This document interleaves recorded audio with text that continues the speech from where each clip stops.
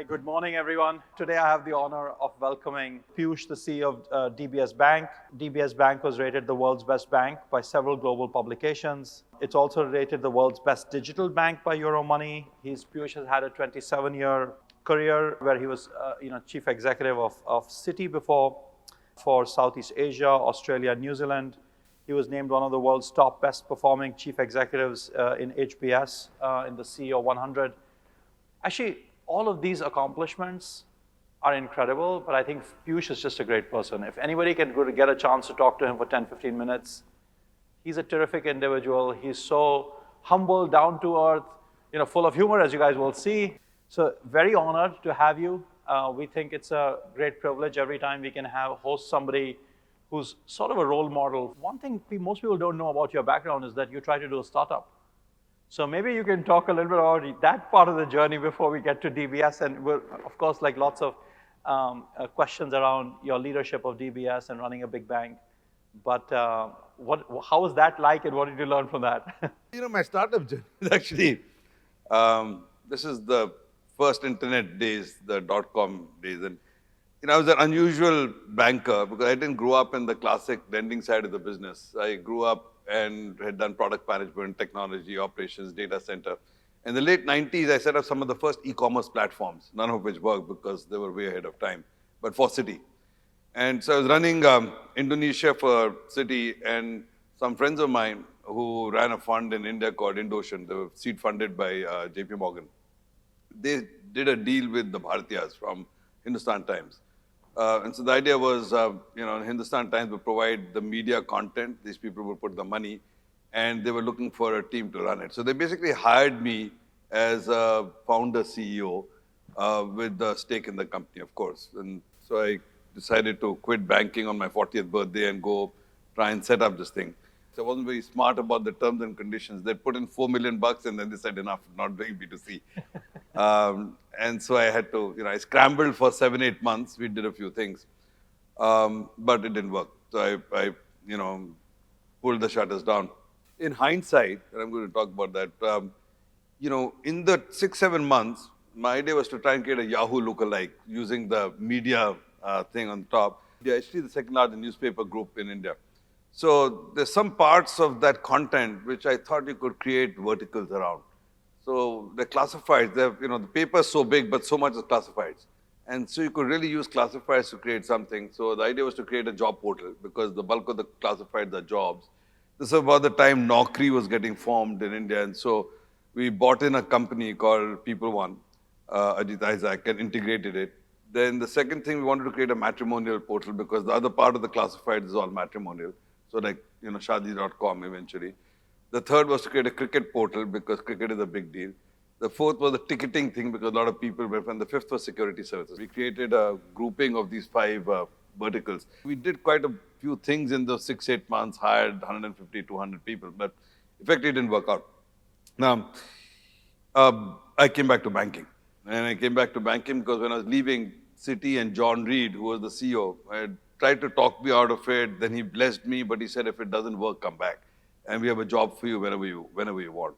I take 5 things away from my startup journey, which might be useful. So the first thing is, even though I set up these 5 companies, I didn't create a good platform. And that's because I started creating a tech platform, moonlighting when I was still sitting around in Jakarta and trying to put the piece together.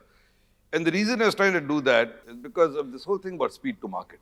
The buzz in those days was 1 year in internet time is equal to, or 1 week in internet time is equal to 1 year in the real time, right? So you got to get there first.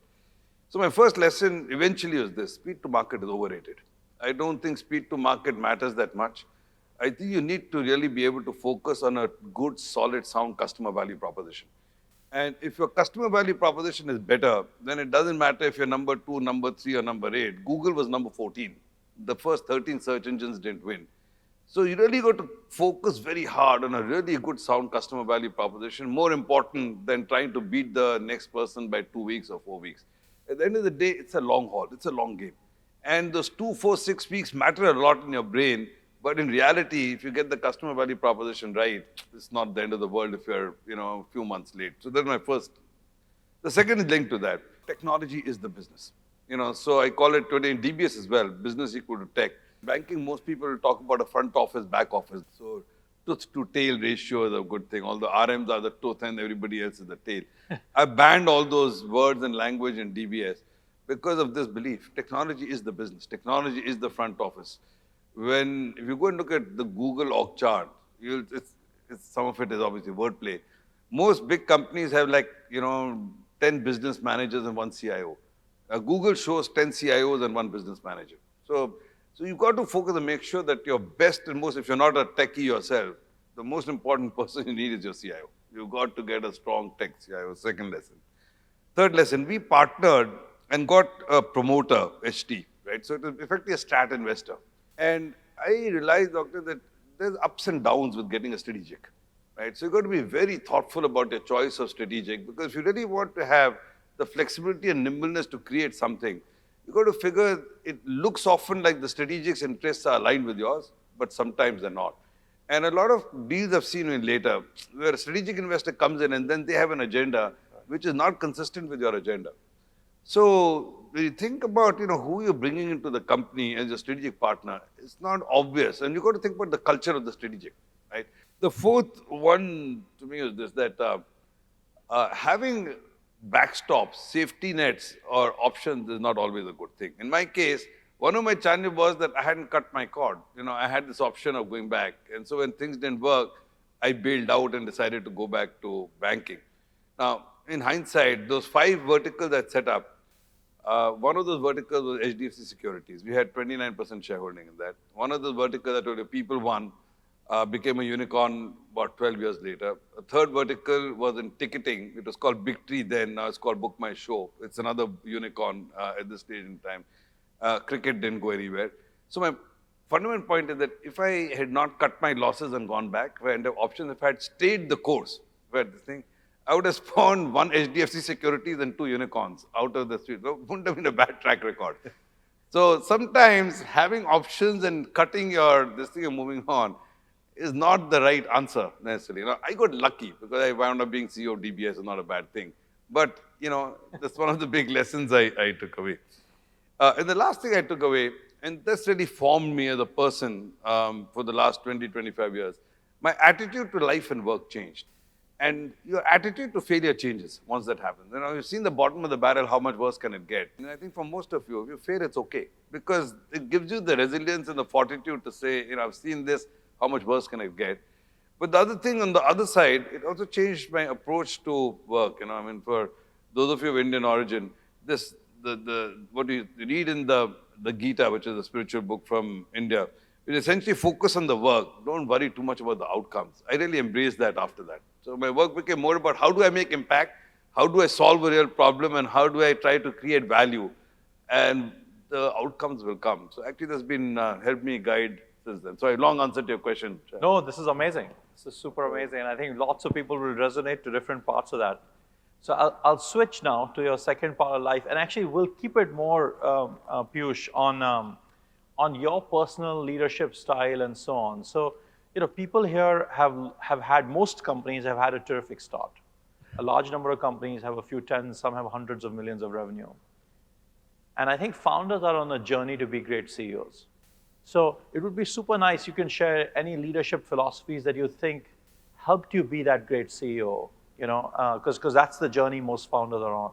So I think, the fundamentals of leadership are quite straightforward, right? And so most leaders do that. So you set up a mission or purpose, and you figure what the company is about, and you set up a strategy. Strategy is essentially about how will you compete differently? Why will people come to you instead of going to somebody else? And so that's the first thing.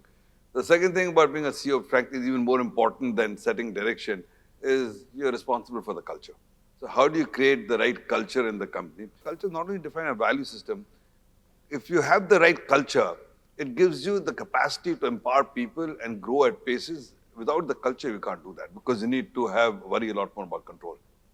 So culture, the second big thing you need to worry about. A third thing you need to worry about, which very few people think conscious about, but I'm a big believer in that. You got to think about what is your management system. What the management system means is actually how do you run a company? How are you going to manage it? Is a science. You got to think a little bit about the underbelly of the company. whether it's, I call it the plumbing. So how will the plumbing of this company work in a resilient and fundamental way? And so setting up a management operating system is definitely a big part of a CEO's job. Right? You don't have to do it, but you've got to think a little bit about what is your operating system going to be. Creating the right team for growth. So the leadership and people thing is an obvious part. On strategy, it's a fine line, but to me, one of the most important things about strategy is, I guess, two things. One is alignment. I often say the DBS strategy, we wrote in a piece of paper and it took us a few weeks to come up with what we wanted to get done. We wanted to be in Asia, commercial bank, etc. The biggest thing was strategy alignment. How do you make sure that everybody in the company is aligned to a common strategy and are bought in to this is what we will do, but equally, this is what we will not do. The hardest part about strategy is what you will not do, right? And so how do you stay disciplined? Because that's where your source of competitive advantage and value is going to come. And that is very hard. If you're an entrepreneur by nature, and your sense is go for the next thing, like go for the next challenge, oh, this is a little opportunity. And you could get lucky, but if you really want to scale and build a really good business, it's hard to spread yourself thin. At DBS, one of my biggest challenges was that. When I joined DBS, even for 10 years before me, the whole idea was we will be an Asian bank. And nevertheless, in 2010, my first year, we wrote off $1.5 billion in Saudi Arabia, Kuwait, Qatar, Iceland, Portugal, Los Angeles. I mean, what does it have to do with being an Asian bank? So it's very easy to drift. And my biggest thing last 15 years has been how do I keep people disciplined to what you want to do and not. So how do you focus on core competencies and stick to those if you can? The thing about culture, Drucker said, culture eats strategy for breakfast is completely true. I spend an enormous amount of time on building culture, and I've got this mantra which says cultures don't happen. You can design cultures. So culture by design, I call it.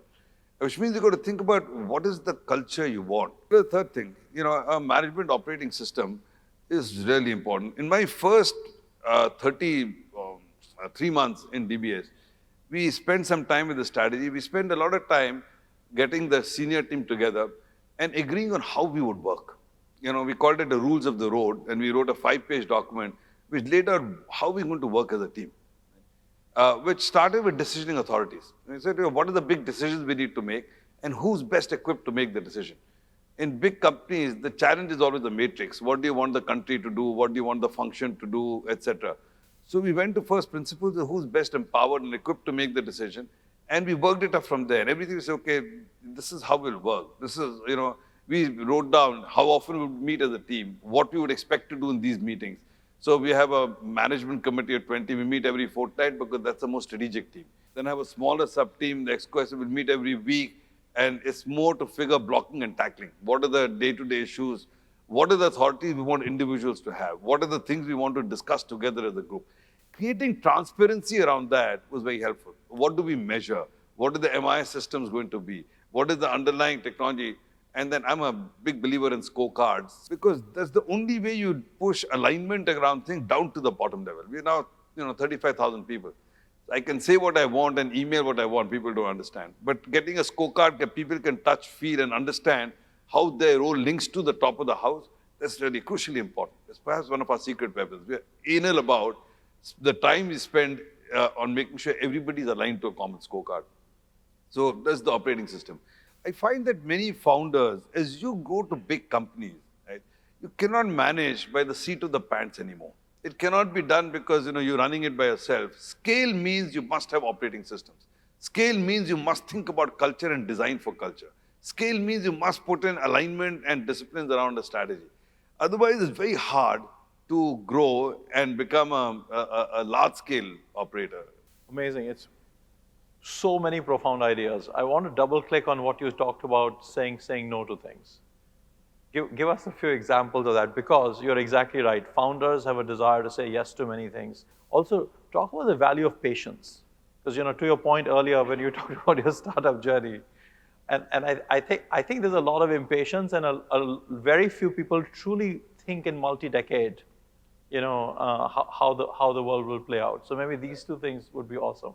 So, in terms of saying no, I'll give you 2 or 3 examples. In strategy, we figured that we're going to be a commercial bank. We're going to focus on Asia, the big countries, the 4 big markets, China, Taiwan, India, Indonesia. Now, that then throws up a big question every time. Right? So, when Deutsche Bank was trading at 0.3 times book, Credit Suisse was trading at sub 0.4 times book. Stanchart, people keep asking me, they were 0.3, 0.4 times book. And the big question, why don't you go into a merger? You're running a good bank, your currency is strong, you're trading at 1.2 times, you can buy and become global in scale. And the truth is that if we'd done any of these deals, like the UBS Credit Suisse deal, people would have called it the deal of the century because you're buying assets for real cheap. We've consistently said no. And we said no because we go back to strategy. Our strategy is we've chose to be an Asian player for a reason. Banking is very hard to run globally. Every global bank has failed in the commercial and SME space. The large corporate space, you can do it. But in the commercial and SME space, it's very hard. The regulatory environment today is very complex. The cultural nuance at a country level is very difficult. And therefore, to try and run a global operation in this case is very hard. Sitting over here in Singapore, could we really run a big bank in Germany? Do we know how to run a Swiss bank with Swiss people and Swiss this thing? And the answer has always been no. And so where it's very seductive, right? And every investment banker comes and pitches the idea to me. We consistently have said, this is going to distort what we think we can be. We've been named by 7 times the world's best bank. I'm pretty sure if we went and bought one of these banks, we would never get there. Because we just would have been distracted. We wouldn't have been able to make the thing work. Another example. So we chose very early not to be an investment bank. So we have an investment banking operation in Singapore. And collectively, that's like 2% or 1 or 2% of the bank. And we figured early we're not going to do this. We're not going to do this because the value pools in Asia in investment banking are actually not large. The biggest pools are in the US. And if I can't figure a way to make money, there's no point, saying, okay, I'm in the glory game, right? So again, consistently, your people have said, how come you're not in investment banking? Because, frankly, I don't know how to make money in it. So if I can't make money, what's the point, right? So that's a strategy question. But I've also said no often, consistently, to a culture thing. So in M&A, for example, the first thing that we look at, well, not first, we look at, scalability sides. But one of the most important things we look at is how will the culture of this M&A impact our culture? And we passed on at least a couple of interesting M&As because we figured it's going to distort the culture of what we're trying to build. And that's very important to me. I think we spent 15 years building a very precious kind of culture. So there's no point getting another team and then destroying that culture entirely. So I think you've got to figure whether strategy or whether this thing, what is it that you don't want to do? But the flip side of that, and there's, if you're convinced that this is going to work, then you've got to be willing to play the long game. And particularly for those of you who are in B2C, B2C is a long game business. By definition, the curve every time goes like this. It's a long exponential curve because cost of customer acquisition is high. So one of the reasons you've got to say no is because the ones that you want to bet on, you've got to have the firepower to stay there for the long term. And if you don't say no, you'll run out of firepower. So in our case, we figured we'll try and grow SME and consumer in India, Indonesia, 2-3 markets. But with this thing that this is going to take us 7-8 years, which means we're going to burn money for 7-8 years to get to where we want. And I can only burn that much money in 2-3 markets. I can't burn the money in 6 or 8 markets. So I'd better say no to the others because otherwise I'll get nothing. I won't be able to grow anywhere. So you've got to have the tenacity and patience that where you want to bet, focus your attention, but then you got to play the long haul. It takes time to get both the customers and the scale. I think people have seen that even in India, in e-commerce and fintech, that it's a long road. Okay, one last question. In India, the regulators are very smart, very hardworking. Sometimes we wonder they embrace startup nation, and also are experimental. And so I think our founders spend a lot of time with regulators. I don't think at any point in our last 15, 17 years, we had founders spend so much time. Now you have, as running a public company and a bank for all these years, any advice for founders? Sometimes founders will complain, hey, are we spending too much time with regulators and so on? Is that core part of their jobs? How should they think about this experience of as their companies grow up and dealing and interacting closely with regulators? I think it's a core part of the job. I think the governments, which means therefore the regulators, are going to be a lot more intrusive and a lot more directional. So I think you're beginning to see a shift in the world from laissez-faire free market system to a more policy-guided system. And that's true, always been true in Asia. Japan, Inc., Singapore, Inc. But it's been to be true even in places like the US. So the US was never US Inc. But you look now with the Inflation Reduction Act, that a lot of the stuff the US is doing is policy driven. And so the minute you figure the governments are going to use policy, quasi shades of industrial policy to drive the economy, then you got to figure the regulators will be active.